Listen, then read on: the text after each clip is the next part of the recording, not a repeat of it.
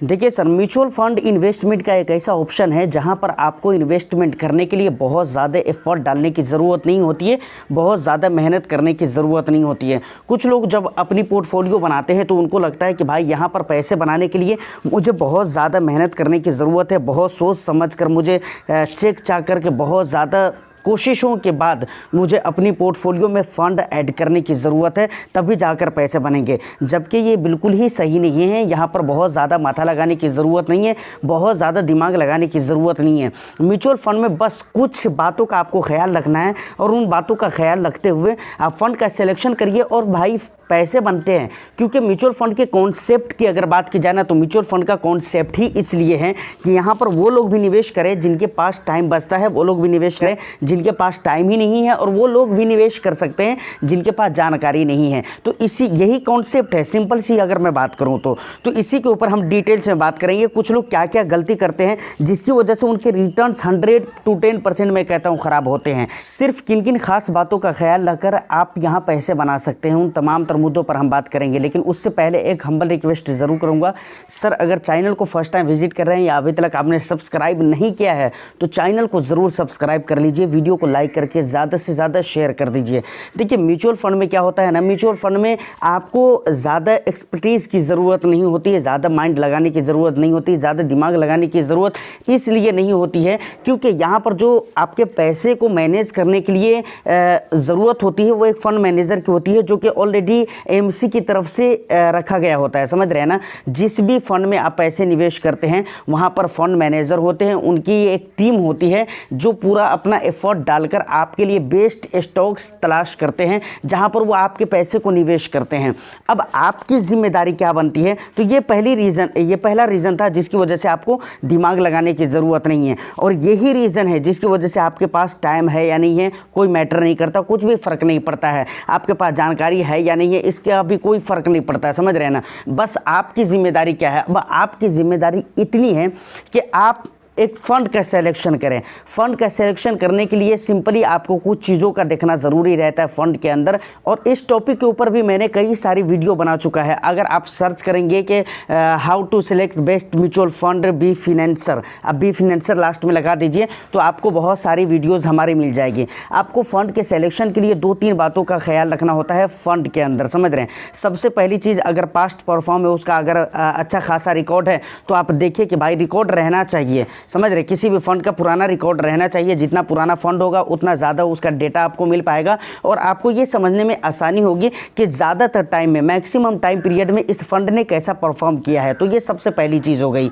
दूसरी चीज़ जो आपको देखनी होती है वहाँ पर एक्सपेंस का देखना होता है। उसके बाद क्या कहते हैं कि फंड के अंदर एक्सपेंस अगर आप देख लेते हैं तो रिस्कोमीटर वगैरह वहाँ पर आप उन चीज़ों को एनालाइज कर सकते हैं। रिस्क रेशियोज जो होते हैं, जैसे हो गया स्टैंडर्ड डिवीज़न, उसके बाद alpha ratio, Sharpe ratio, beta ratio, इन तमाम तर रेशियोज़ को आप देखने के बाद फाइनली आप डिसीजन ले सकते हैं कि हाँ आपके लिए वो क्या कहते हैं फंड अच्छा हो सकता है या नहीं हो सकता है। तो ये सारी चीज़ें फंड के अंदर देखनी होती है। अपने अंदर कुछ चीज़ें देखनी होती है। अपने अंदर क्या देखनी होती है कि आप किस गोल के लिए, किस मकसद से आप इन्वेस्टमेंट कर रहे हैं, आपका टाइम ड्यूरेशन क्या होने वाला है। ये सारी चीज़ें अगर आप देख लेते हो तो मुझे लगता है कि बेस्ट फ़ंड का सिलेक्शन आप कर सकते हैं। बस आपको फ़ंड का सिलेक्शन करके और वहाँ पर पैसे लगाकर आपको भूल जाना है।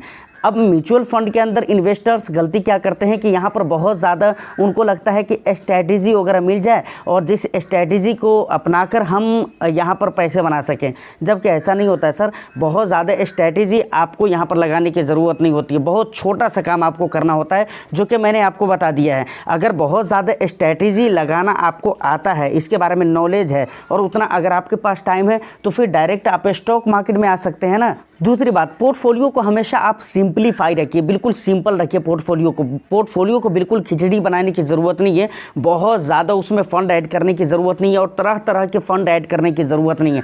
अलग अलग कैटेगरी के, अलग अलग टाइप्स के फंड आप ऐड कर लेते हैं, जिसका मतलब कुछ माने ही नहीं बनता है। देखिए बहुत सारी पोर्टफोलियो मैं देखता हूँ, आप लोग भेजते हैं, मैं बहुत मर्तबा देखता हूँ पोर्टफोलियो को, तो मैं ये तो नहीं कहूँगा कि मैं पोर्टफोलियो रिव्यू करता हूँ, क्योंकि रिव्यू करने के लिए बहुत सारी चीज़ों का देखना ज़रूरी होता है और क्या कहते हैं कि बहुत ज़्यादा उसमें टाइम देने की ज़रूरत होती है।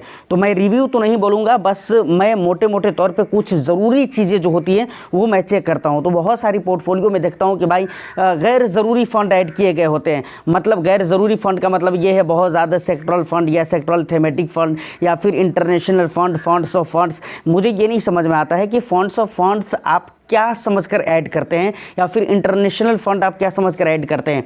देखिए इंटरनेशनल फंड की अगर बात की जाए तो आप सोच लीजिए, थोड़ा आप सोच कर देखिए यहाँ पर कि अगर कोई ऐसा फंड है जो जापान की मार्केट में इन्वेस्टमेंट करता है। जापान की बहुत सारी न्यूज़ तो हमारे लिए आती नहीं है, हमारे पास आती नहीं है। अब वहाँ के मार्केट में क्या चल रहा है, क्या चलने वाला है, ये सारी चीज़ों का नॉलेज, जानकारी हमारे को होती नहीं है, बट हम इंटरनेशनल फंड में इन्वेस्टमेंट कर देते हैं, यानी ऐसे फंड में निवेश कर देते हैं जो विदेशों में निवेश करता हो, विदेश की इक्विटी में निवेश करता हो। या फिर जापान का हमने एग्जाम्पल लिया है, तो हम ऐसी जगह पर निवेश करते हैं जहां पर जापान की मार्केट में निवेश किया जाता हो। तो सोचिए कितना बड़ा नुकसान है। इसी तरह अगर आप कोई ऐसा फंड में निवेश करते हैं जो चाइना के मार्केट में निवेश करता हो या फिर किसी और मार्केट में निवेश करता हो जहां के बारे में आपको नॉलेज नहीं है। देखिए अगर मैं विदेश की बात करूं तो यूएस एक ऐसी कंट्री है, यूएस एक ऐसा देश है जहां की न्यूज़, बहुत सारी न्यूज़ है जो हमारे यहाँ आती रहती है और हम जानते रहते हैं यूएस के बारे में। यूएस के अलावा मुझे नहीं लगता है कि कोई दूसरा देश है जिसकी खबरें बराबर इंडिया के अंदर आती रहती हैं। तो मुझे नहीं लगता है कि इस तरह आपको पोर्टफोलियो बनाने की ज़रूरत है। आप अपनी पोर्टफोलियो को बिल्कुल सिंपल रखिए। सिंपल रखने का मतलब यह है कि आप अपनी पोर्टफोलियो में अपनी ज़रूरत के मुताबिक large cap, mid cap, small cap, flexi cap, multi cap, ये सारे फंड रखिए, बस हो गया। देखिए यहाँ पर ज़रूरत बोलने का मतलब ये होता है, आप ये देखिए कि आपका रिस्क एपिटाइट क्या है, आपका गोल क्या है, आप कितने दिनों तक इन्वेस्टेड रह सकते हो, इन सारी चीज़ों को आप देखिए। अगर आपको लगता है कि हाँ मेरे रिस्क एपिटाइट के हिसाब से 2 स्मॉल कैप मेरे लिए ठीक होगा तो आप रख सकते हैं, 3 होगा तो ठीक है रख सकते हैं, बट 3 से ज़्यादा मैं तो ये नहीं कहूँगा, मैं तो बिल्कुल नहीं कहूँगा कि 3 से ज़्यादा आपको रखना चाहिए। लेकिन देखिए अगर आपको ऐसा लगता है तो आप रख लीजिए, लेकिन बहुत ज़्यादा फंड भी नहीं होना चाहिए आपके पोर्टफोलियो के अंदर, समझ रहे हैं ना। तो बस ये कुछ तरीके हैं जिन तरीक़ों को आप अपनाकर आप अपनी पोर्टफोलियो को बिल्कुल सिंपल रख सकते हैं। और यहाँ पर मैं यही कहना चाह रहा था कि आपको बहुत ज़्यादा एफर्ट भी इसमें डालने की ज़रूरत नहीं है। और म्यूचुअल फंड के अंदर ज़्यादातर फंड ऐसे हैं जिनके अंदर आप पैसा लगाकर छोड़ दीजिए, 100% आपके अच्छे रिटर्न्स बनेंगे ही। सिर्फ यहाँ पर टाइम की ज़रूरत होती है, चाहे वो स्टॉक मार्केट हो चाहे म्यूचुअल फंड हो, आप टाइम दीजिए, आपके रिटर्न्स बनेंगे। बहुत ज़्यादा एफर्ट डालने से आपके रिटर्न्स नहीं बनते हैं, हाँ समझ रहे हैं। तो मेरे कहने का मतलब है 6 महीने, साल भर पे या फिर 1 तिमाही पे, हर 3 महीने पे आप अपनी पोर्टफोलियो को रिव्यू कीजिए ज़्यादा से ज़्यादा। वहाँ पर जो फंड ज़्यादा दिनों तक परफॉर्म नहीं करते हैं उसको आप अपनी पोर्टफोलियो से निकाल सकते हैं। बाकी इसके अलावा और बहुत ज़्यादा कुछ आपको करने की ज़रूरत नहीं है, समझ रहे हो। तो उम्मीद करता हूँ कि ये इन्फॉर्मेशन आपको अच्छी लगी हो, तो एक लाइक कर दीजिए, शेयर कर दीजिए। चैनल को अगर अभी तक आपने सब्सक्राइब नहीं किया है तो चैनल को भी ज़रूर सब्सक्राइब कर लें। मैं फिर मिलता हूँ किसी नेक्स्ट एंड इंटरेस्टिंग वीडियो में, जब तक के लिए all the best. Thank you for watching.